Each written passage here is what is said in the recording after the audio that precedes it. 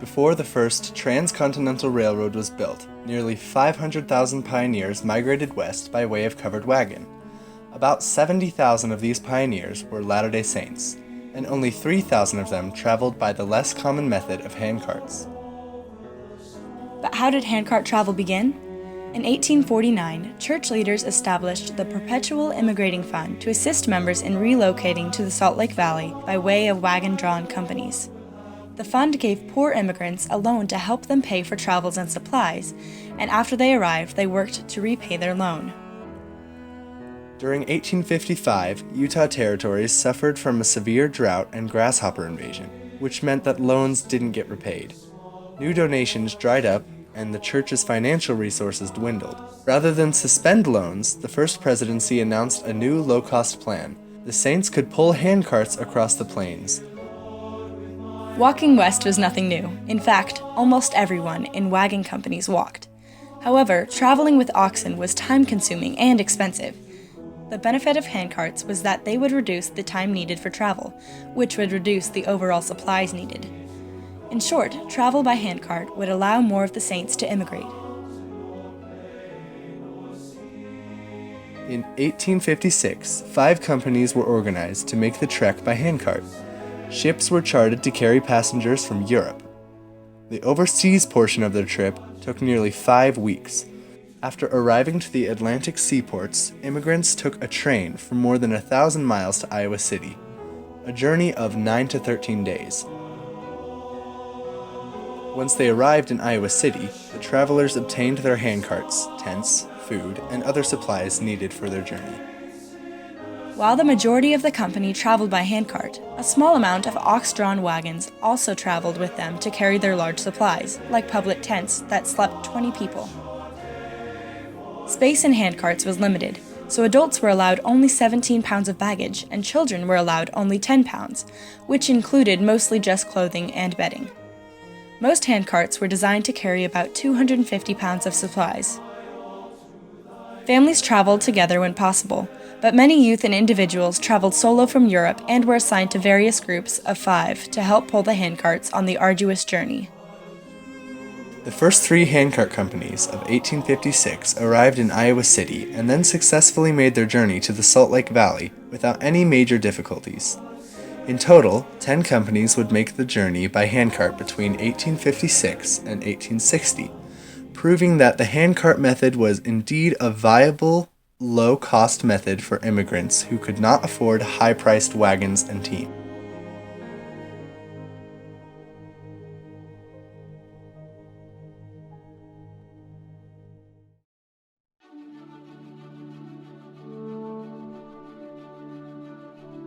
The prophet Malachi taught that in these latter days, the hearts of the fathers will turn to the children, and the hearts of the children will turn to their fathers. My heart, for one, has been turned to my ancestors, and I will be forever grateful for the heritage they left behind, a legacy of faith in the Lord Jesus Christ. My great-grandmother, Sarah Elizabeth Moulton, was born in Gloucester, England in 1837. When she was 4 years old, her family was converted to the gospel and baptized into the Church of Jesus Christ of Latter-day Saints. At that time, their great desire was to immigrate to America, to be with the majority of the saints. By 1856, the Moulton family had 7 children, and 18-year-old Sarah was among them.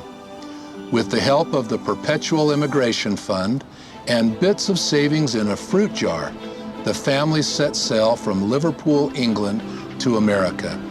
Before departing, the family was promised that if they would go to Utah, they would make the journey safely without losing even one member of the family. The Moultons arrived in America and ultimately joined the ill-fated Willie Handcart Company. It is difficult for me, surrounded by the comforts and amenities of modern life, to imagine the daily misery of Sarah and of the remarkable men and women who traveled with her.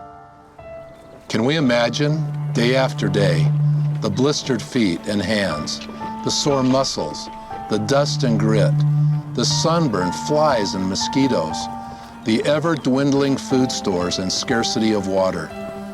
By October, they were trapped in a snowstorm below Rocky Ridge on the Sweetwater River, about 350 miles from Salt Lake City. When Brigham Young learned of the mortal danger of the struggling travelers, he quickly made a call for men, food, and supplies to leave and render assistance. As the rescuers finally reached the Willie camp, they were greeted with indescribable joy and gratitude from the frozen and starving saints. When the survivors finally completed the journey and arrived in Salt Lake City, 66 of their company had died, and many suffered from frozen feet and limbs. But the promise to the Moulton family and that blessing in England had been fulfilled. They had not lost even one of their children, including a baby born on the ship from Liverpool. We invite you to follow in the footsteps of the early saints on this journey of faith. As your newly assigned family undertakes this adventure together, you will have the opportunity to build your testimony and honor the great sacrifices made by early converts to gather the saints who were yearning for home.